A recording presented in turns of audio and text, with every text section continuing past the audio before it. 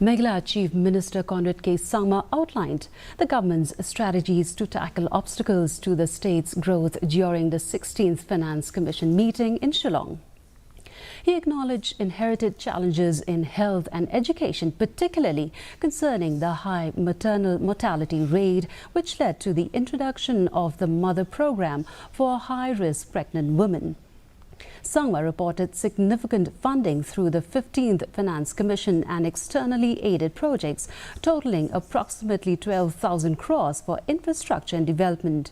He emphasized partnerships with international institutions to enhance the state's growth prospects and expressed hope for adequate support from the Finance Commission to realize Meghalaya's development vision.